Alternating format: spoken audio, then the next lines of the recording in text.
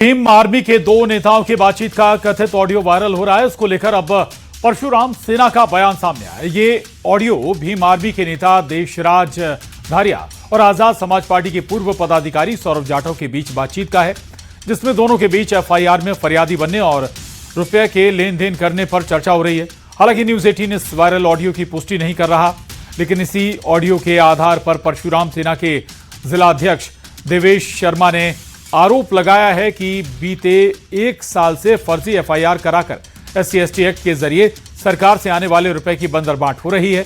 ऐसे में एसपी को बीते एक साल में भीम आर्मी की तरफ से हुए धरना प्रदर्शन और एफआईआर की जांच करनी चाहिए। परशुराम सेना ने भीम आर्मी नेताओं पर NSA लगाने की मांग की। मेरी बात सुनो, पहले आवेदन मैंने डाला, रिकॉर्डिंग तो मैंने करी थी। हाँ, तो एफआईआर तुमने अपने नाम से कैसे कराई? चालबाजी कैसे करती तुम? सुनो पहले बताओ। पहले बात सुन लिया करो। पहले जो विरोध करो तो बात करते रहिए। सुनो पहले तुम विरोध सुनो पहले। तुम्हें कऊ चीजें को लाल वो हो ना भाई, चीज अपने पास रख लेना, ठीक है। विरोध अवस्था ये चीज इनसे कभी हम कहोगे भले ना ही भाई, ठीक है। तसल्ली से बात कर। अपने नाम से एफआईआर कैसे कराई जी बताओ? कई एफआईआर कुछ बड़ी चीज है? एफआईआर कैसे कराई? तुम पीछे में इंटरफेयर कर रहे हो हमें काय को एफआईआर में? तो मैं सुना पहले विरोध करना हो विरोध कर दियो, ठीक है। जी कौन सी बात हुई थी? तुम बीच में अरे तुम्हें पैसा की आवश्यकता है ना, पैसा तुम रख लेना अपना पूरा। अरे मेरी बात सुनो पहले, फरियादी में कोई सजा फांसी नहीं है रही, ठीक है। कल एक ऑडियो वायरल हुआ था जिसमें आके भीम आर्मी के नेताओं की बातचीत का ऑडियो है, तो जिसमें फर्जी एफआईआर करवाकर और जो पैसा सरकार से आता है उसका बंदरबांट उसमें दिखाई दे रहा था। इस तरीके की भिंड में साल भर से लगभग पुराने समय से एफआईआर होती चली आ रही है। प्रशासन से मांग है कि आप जल्द से जल्द इसकी जांच करवाएं और इन जैसे लोगों को जो अपने जिले के अंदर जो गंदगी फैलाने का काम कर रहे हैं, इन पर NSA की कार्रवाई करके जेल के अंदर डालने का काम करें। तो मैंने सौरभ भाई से फोन करके बोला, मैंने सौरभ भाई तुम चले जाओ एफआईआर कराने के लिए। तो सौरभ भाई ने आवेदन दिया। उसके बाद शायद TI साहब ने वो उस मामले को हल्के में लिया। तो फिर मैंने तत्काल TI साहब को फोन करके रात में बोला, मैंने साहब इसको मुकदमा करें, नहीं तो हम कल थाने का घेराव करेंगे। तो TI आगे बढ़ेंगे। केंद्रीय मंत्री शिवराज सिंह चौहान की सुरक्षा को लेकर केंद्रीय गृह मंत्रालय ने बड़ा कदम उठाया। केंद्रीय गृह मंत्रालय को मिले खुफिया इनपुट के बाद उनकी सुरक्षा को और पुख्ता कर दिया गया। दिल्ली और भोपाल स्थित उनके आवास के बाहर सुरक्षा सख्त कर दी गई है। एंट्री और एग्जिट पॉइंट पर चेकिंग सख्त कर दी गई। वहीं आसपास के इलाकों में पुलिस गश्त भी तेज कर दी गई है। उधर कांग्रेस ने शिवराज सिंह की सुरक्षा को लेकर राज्य सरकार पर बड़ा हमला बोला है। कांग्रेस के आरोपों पर बीजेपी ने पलटवार किया है।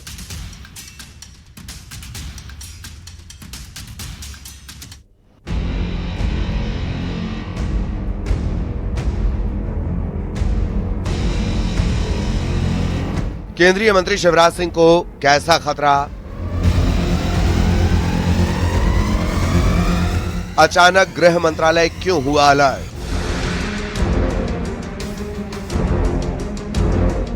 Z+ सिक्योरिटी फिर भी बढ़ाई सुरक्षा। मध्य प्रदेश के पूर्व मुख्यमंत्री और मौजूदा केंद्रीय कृषि मंत्री शिवराज सिंह चौहान की सुरक्षा व्यवस्था को लेकर सरकार ने बड़ा कदम उठाया। केंद्रीय गृह मंत्रालय को मिले खुफिया इनपुट के बाद उनकी सुरक्षा को और पुख्ता कर दिया गया है। बताया जा रहा है कि इनपुट मिलते ही देर रात दिल्ली और भोपाल स्थित उनके आवास पर सुरक्षा बढ़ाने के निर्देश जारी किए गए। इसके बाद सुरक्षा एजेंसियों ने तुरंत कार्रवाई शुरू कर दी है। राजधानी भोपाल स्थित उनके आवास के आसपास बैरिकेडिंग बढ़ा दी गई है। एंट्री और एग्जिट पॉइंट पर चेकिंग सख्त कर दी गई है। वहीं आसपास के इलाकों में पुलिस गश्त भी तेज कर दी गई है। केंद्रीय कृषि मंत्री और मध्य प्रदेश के 4 बार मुख्यमंत्री रहे शिवराज सिंह चौहान के बंगले की सुरक्षा व्यवस्था बढ़ा दी गई। इस वक्त मैं उनके 74 बंगले स्थित आवास B8 पर मौजूद हूं। आप देख सकते हैं कि यहां पर सुरक्षा व्यवस्था बढ़ा दी गई है और इसके पीछे का कारण है कि गृह विभाग की तरफ से इनपुट्स जो मिले थे उसके आधार पर ये सुरक्षा व्यवस्था बढ़ाई गई है। आमतौर पर उनके घर के बाहर इस तरह की बैरिकेडिंग देखने को नहीं मिलती थी। जब कोई बड़ा प्रदर्शन आदि होती थी तब इस समय की बैरिकेडिंग देखने को मिलती थी, लेकिन जिस तरीके से गृह मंत्रालय की तरफ से इनपुट जारी किए गए कि उनकी अतिरिक्त सुरक्षा दी जाए। आपको बता दें कि केंद्रीय मंत्री शिवराज सिंह चौहान को पहले से ही Z+ श्रेणी की सुरक्षा मिली हुई है। इसको देश में सबसे ऊंची सुरक्षा श्रेणियों में माना जाता है। Z+ सुरक्षा के तहत 55 सुरक्षा कर्मी तैनात होते हैं। इसमें NSG कमांडो भी तैनात रहते हैं। ताजा खुफिया इनपुट के आधार पर बढ़ाई गई सुरक्षा। दिल्ली और भोपाल पुलिस को दिए गए निर्देश, केंद्रीय गृह मंत्रालय की ओर से निर्देश दिए गए हैं कि जिस तरीके से गृह मंत्रालय के जो इनपुट्स मिले उसके बाद अब उनके घर की सुरक्षा व्यवस्था बढ़ाई गई है। तो आप तस्वीरों में भी देखेंगे कि यहाँ पर न केवल सामान्य पुलिस फोर्स बल्कि VDDS की टीम भी यहाँ पर जो है वो तैनात की गई है। तो निश्चित तौर पर एक बड़ा इनपुट जो है कहीं ना कहीं गृह मंत्रालय की तरफ से मिला होगा, जिसके चलते ये जो सुरक्षा व्यवस्था है उनकी बढ़ाई गई है। केंद्रीय मंत्री की सुरक्षा बढ़ाए जाने पर कांग्रेस ने राज्य सरकार पर निशाना साधा। कांग्रेस का आरोप है कि राज्य सरकार शिवराज सिंह को सुरक्षा नहीं दे पा रही है, इसीलिए केंद्र सरकार को हस्तक्षेप करना पड़ रहा है। उधर कांग्रेस के आरोपों पर बीजेपी ने पलटवार किया है कि सुरक्षा बढ़ाने का जो असली कारण है वो ये है कि केंद्र सरकार ने राज्य सरकार को एक चिट्ठी लिखी है और उसमें कहा है कि शिवराज सिंह चौहान की सुरक्षा में लापरवाही बरती जा रही है, उसको ठीक करिए। गृह मंत्रालय ने भी अपने प्रेस नोट में कहा है कि कुछ इनपुट्स के आधार पर ऐसा किया गया है, इसलिए कांग्रेस को कोई काम नहीं रह गया है उलझुल प्रश्न उठाना। पढ़ते नहीं है, ज्ञान की कमी है, प्रोटोकॉल किस स्तर पर क्या होता है इसकी जानकारी उनको पहले होनी चाहिए, उसके बाद इस तरह के बयान पे आना चाहिए। फिलहाल अभी ये जानकारी नहीं है कि शिवराज सिंह की सुरक्षा को लेकर केंद्रीय गृह मंत्रालय को क्या इनपुट मिले हैं। सुरक्षा एजेंसियों ने केंद्रीय मंत्री की सुरक्षा बढ़ा दी है। हर संदिग्ध गतिविधि पर नजर रखी जा रही है। भोपाल से शैलेंद्र सिंह के साथ ब्यूरो रिपोर्ट, न्यूज़ 18। खबरों की शुरुआत करते हैं। अर्जेंटीना के स्टार फुटबॉलर लियोनेल मेसी के कोर्ट टूर का कोलकाता दौरा अव्यवस्था की भेंट चढ़ गया। सॉल्ट लेक स्टेडियम में बदइंतजामी के चलते नाराज फैंस ने पोस्टर तोड़े और बोतलें फेंक दी। बता दें, स्टेडियम से मेसी के जाने के बाद उनके फैंस का हंगामा शुरू हो गया। इस दौरान नाराज फैंस सुरक्षा घेरा तोड़कर मैदान में घुस आए और वहां लगे टेंट को उखाड़ फेंका। इस दौरान वहां मौजूद सुरक्षा बलों ने हंगामा कर रहे लोगों को लाठीचार्ज कर खदेड़ने की कोशिश की। इस दौरान मैदान के अंदर आग लगाने की कोशिश भी की गई। ये तस्वीरें कोलकाता से। दरअसल फैंस फुटबॉलर मेसी को नहीं देख पाए। इसके बाद जमकर हंगामा हुआ, बवाल मचा और अव्यवस्थाएं हो गई। लोगों ने कुर्सियां उठाकर फेंकनी शुरू कर दी।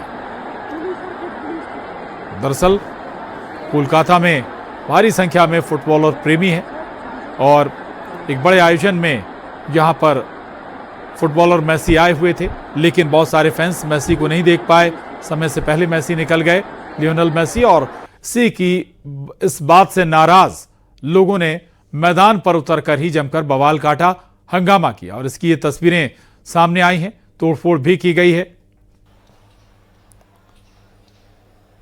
और इसके बाद ममता बनर्जी ने लोगों से माफी भी मांगी है। ये तस्वीरें देख रहे हैं आप, चारों तरफ कुर्सियां बिखरी पड़ी हुई नजर आ रही हैं, सामान बिखरा पड़ा हुआ नजर आ रहा है। लोगों के जरिए जमकर तोड़फोड़ भी की गई है। कोलकाता से ये तस्वीरें। दरअसल एक बड़ा आयोजन हुआ था। लियोनेल मेसी इस आयोजन में शामिल होने पहुंचे थे, लेकिन समय से पहले ही लियोनेल मेसी वहां से निकल गए और यही बात नाराजगी की बड़ी वजह बनी।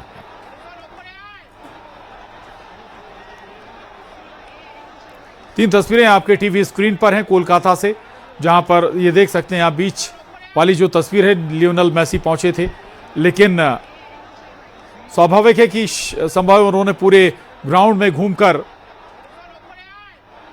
जो दर्शक हैं उनसे अभिवादन नहीं किया या कहीं उनसे मुखातिब नहीं हुए और यही नाराजगी की बड़ी वजह बनी है फैंस की। बहुत खराब, बहुत कुछ भी नहीं देख पाया। पूरा स्कैम था, पूरा वेस्ट टाइम का वेस्ट था, पूरा मनी भी वेस्ट था, पूरा सब कुछ वेस्ट होगा। 500 आदमी घेर के रखा है मेसी को, सब नेता अभिनेता लोग। हम लोग को क्यों बुलाया? ये देखिए टिकट 10 आदमी लोग, क्या करने आएंगे हम लोग? पब्लिक मतलब बेवकूफ है बंगाल में। देख लीजिए 10,000 रुपए का टिकट है, 12,000 रुपए का, एक शक्ल नहीं देख पाया उनका हम लोग। सब नेता लोग घोर के रखा है उसको पूरा एकदम। was so excited कि हम मेसी को देखेंगे, पर हम मेसी को नहीं देखे. It was full disappointment, you know. And it's a scam, I think, for people around. हम लोग एग्जिट गेट पे थे, उसीलिए थोड़ा झलक मिला और इतना मॉब था मीडिया और वीआईपी के साथ. बहुत बुरा. Everyone was very furious.